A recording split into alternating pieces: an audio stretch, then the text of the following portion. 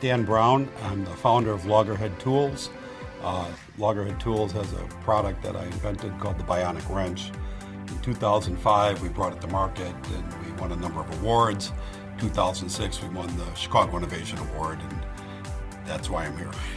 Well, when you're a consultant, particularly in the design industry, you're selling as much as you're working, beating the drum and trying to get business. I was very fortunate because I came out of an industry where I was well known and I had developed a number of products. And when you're sort of in that position, you were a horse that's won the race before, so I was able to sell. But as I grew the business, I found that you have a certain ceiling of people in that particular market. What caused me to want to do this case study product is that I was going out in new markets, and they didn't compete with my products, or they didn't really know me, and explaining to them the process of design and how design can create value and advantage was a challenge. So I wanted to have a case study of it, because I could show them patents, but patents for the normal person, they don't work. They can't make the connection between the patent and the product in the market and with the work that went into it.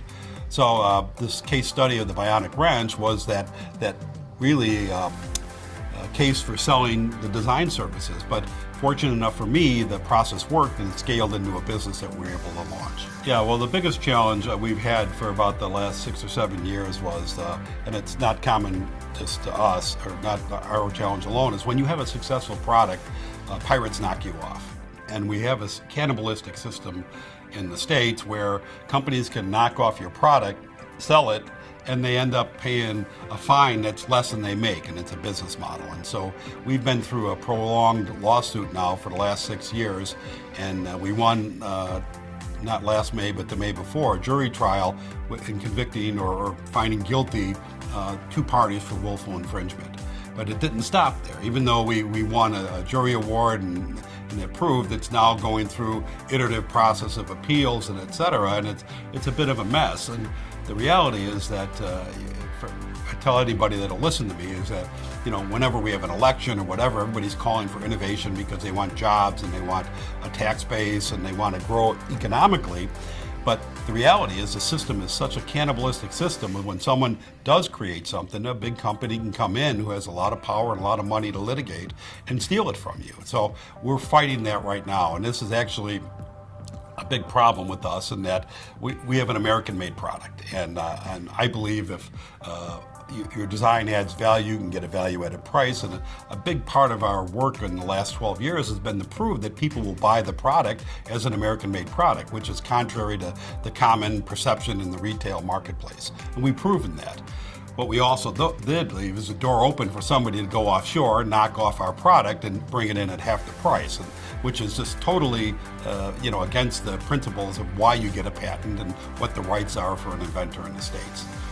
So a big part of my challenge now, my son runs the business and sells wrenches. I'm out trying to work with Congress and people, other inventors, trying to raise awareness of this issue so that we actually change this, because it's not what the original rights of inventorship in the Constitution were guaranteed. It's really an aberration created by lawyers and a lot of big companies with money abusing the system.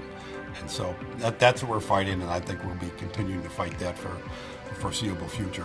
I've always worked in the market in my design of looking for where is the existing knowledge and what the benchmarks are, how the problem's currently being solved, and trying to look at the unmet needs there, what that gap in knowledge is, and then focus my design into that competitively advantaged space. And that's been fairly successful for me. I have about 40 US patents, and I brought a number of products out that are been in the market now for 35 years. What I would recommend a young innovator or designer, someone working in the marketplace, is to understand the intellectual property laws, particularly the patent laws, because patents are the basis of your protection, and being able to understand how to craft or strategically design your patent along with your problem solver, your competitive advantage, allows you to put you in a position with strong intellectual property, so you can sustain that business in the marketplace.